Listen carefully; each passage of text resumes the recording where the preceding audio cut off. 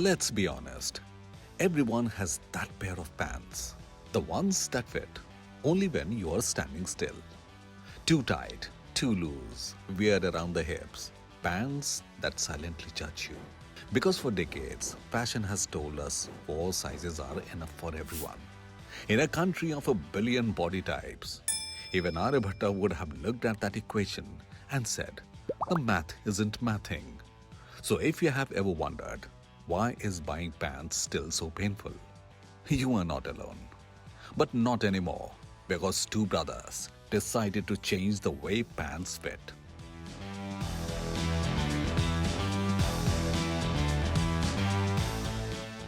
It's really hard to get fit right the first time. And so I think it's ignored because it's a difficult problem to solve.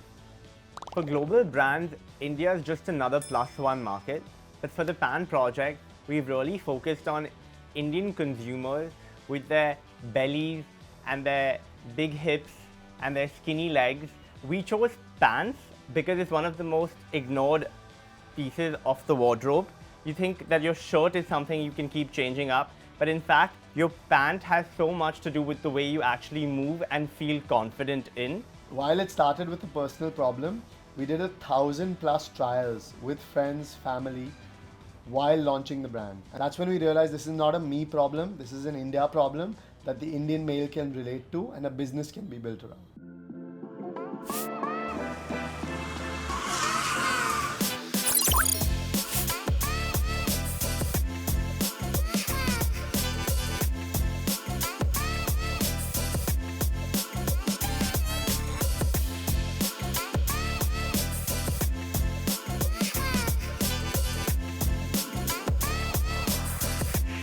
Hi, I'm Udit Toshniwal, And I'm Dhruv Toshniwal. and we're the founders of the Pant Project.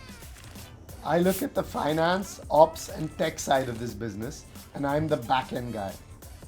I look at the product development, marketing, and demand creation, and I'm the front-end guy. We're brothers, in case you couldn't tell. 2.5 years apart, but a lot of people think we look like identical twins. I don't think so. What started as a personal frustration turned into a 100-rupee Crore business.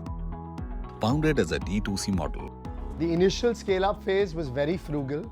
We went around hacking through with different small systems and different processes. But once we opened 2 stores, once we'd served over 3 lakh customers online, once we knew there was product market fit, we felt we were ready to raise investment to scale quickly. the capital unlocked a rapid expansion from 2 to 15 stores and 30 crore rupees to 100 crore in revenue in just 1.5 years, marking the shift from startup hustle to a scaled retail business. Let me break down a D2C brand for you in 3 simple steps. Your first most important line item is your COGS, your cost of goods sold. And we're fortunate as an apparel brand that our gross margin has been improving over time from 50% to 60% and trending towards 65%. This comes because of economies of scale. Your second is your marketing.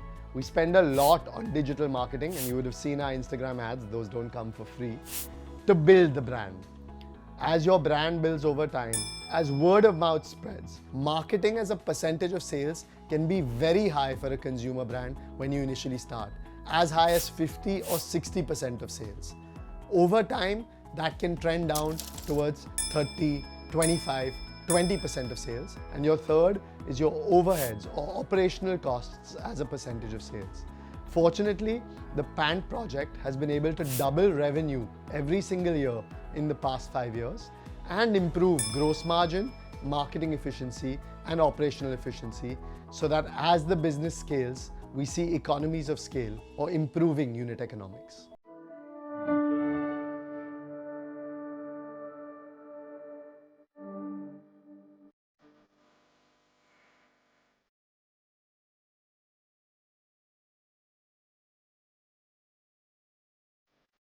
These customized pants are made using traditional tailoring and modern technology.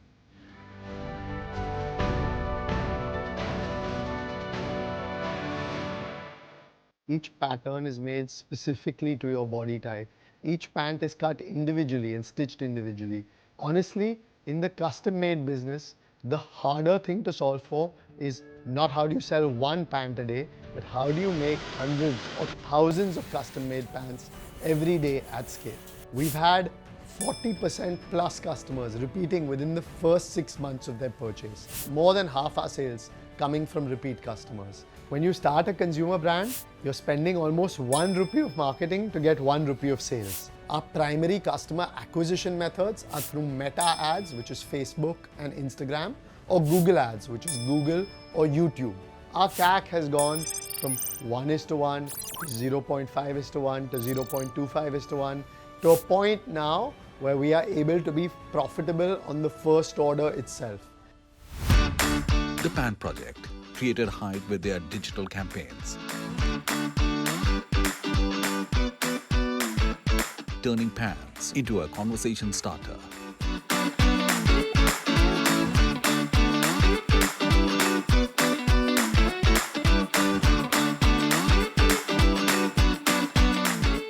We love to marry product along with messaging and storytelling.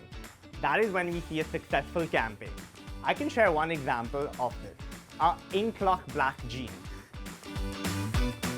These jeans were created out of a consumer's need. They didn't want these pants to fade. How do we do this? We took these jeans out to Dhobi Ghat. Dhobi Ghat is India's largest washing facility. There are hundreds of people washing these pants. We put them to the test and created a viral video where these jeans just didn't fade. And this created virality as well as educated our consumers about our no-fade Inklock Black jeans. To create a successful marketing campaign, you have to have a strong product but be able to celebrate its USPs without sounding preachy. Building a digital community of 170,000 plus followers, they have expanded beyond one variant to offer 10 categories of pants. From formal and stretchable trousers to jeans, chinos, and linen. It's very important as a brand builder to know your consumer. We know that men today are educated and inquisitive. And this is how today we balance performance marketing with brand building.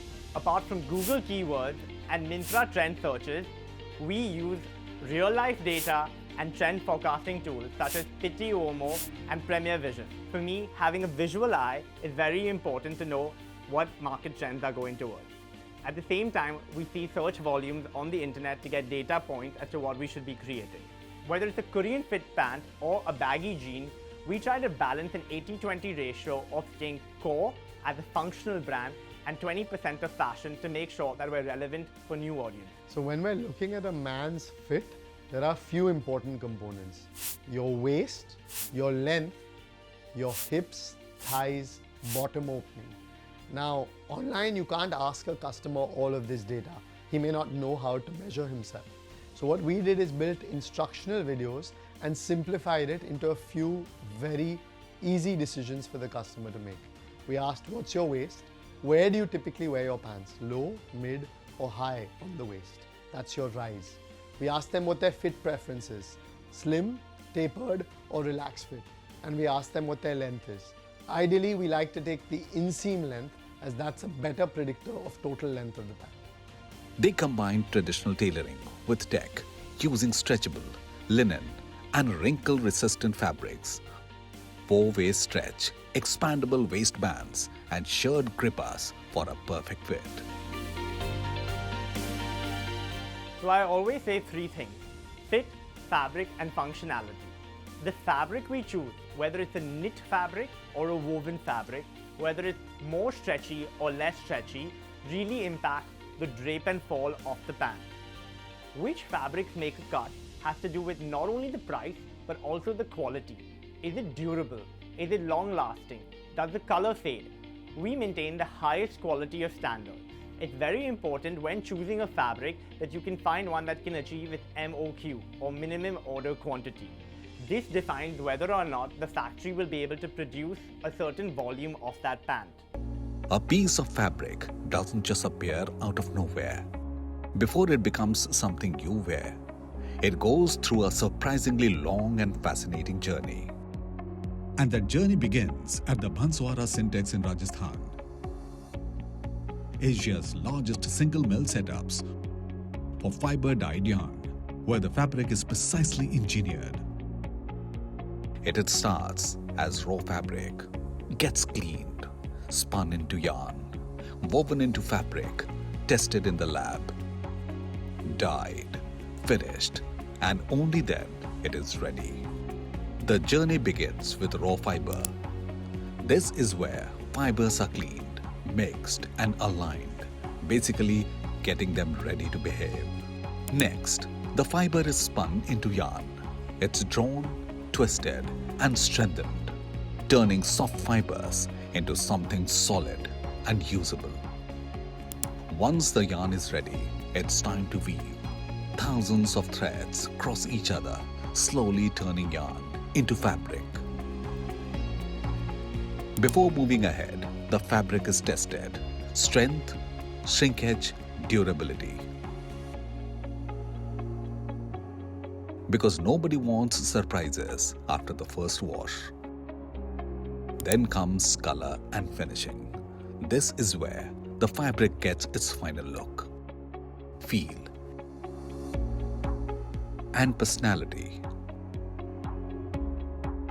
So the next time you wear a piece of fabric, remember, it's already been on quite a journey.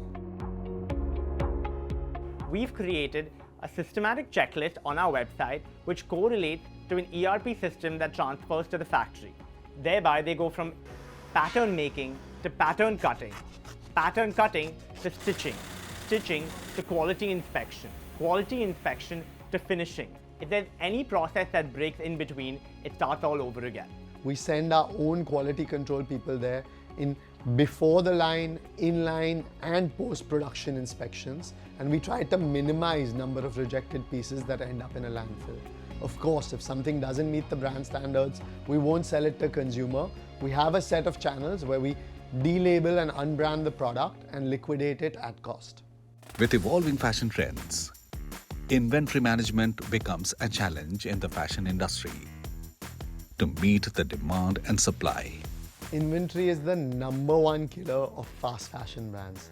And we've solved this, #1, by being a slow fashion brand where products don't go out of fashion. They're timeless and can be sold as a core part of your wardrobe for years to come.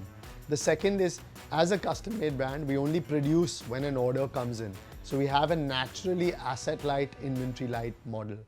And if I had to tell you, what we're working on right now is building predictive analytics, using AI to get a better track of demand versus supply so we can match our inventory on hand to what our customers need in terms of fast selling, never out of stock in good. So the AI measurement tool is really cool and really simple. As a customer, you walk in, we have an iPad set up, you stand a few meters away from the iPad and you just do one 360-degree circle. In 10 seconds, that AI tool has a full body scan of yours and gives you your exact waist measurement, length, and additional measurements like your hip and thigh so that you have your measurement scorecard saved and easy to one-click order either a custom-made or ready-to-wear product. but maintaining this quality isn't easy. With every pair, scaling operations, managing customization, and ensuring consistency tested the team at every step. The #1 risk for any consumer brand is to lose relevance or trust with the consumer. So while apparel itself may be an easy market to enter, I think that building a fit-first market is actually really hard. Warren Buffett used to say it takes 20 years to build a reputation, it takes a moment to destroy it. So at the Pant Project, we're paranoid about protecting that trust that we've built with you as a consumer. Why? Because today we are making a claim and we're backing that up, and that is our brand promise, that we will be a perfect fitting pant giving comfort at all occasions. You have to keep doing new things, pushing the boundaries of what's possible on fabric tech and innovation to give you the most comfortable pants in your wardrobe and stay top of mind so that a customer thinks pants, they think the Pant Project as the natural default option to shop bottom line. Hence proved, apparel isn't easy. In fast fashion, trends flip overnight and demand is unpredictable. Scaling isn't about selling more. It's about forecasting right, managing supply, and protecting margins. Because creativity builds hype, but discipline builds the brand.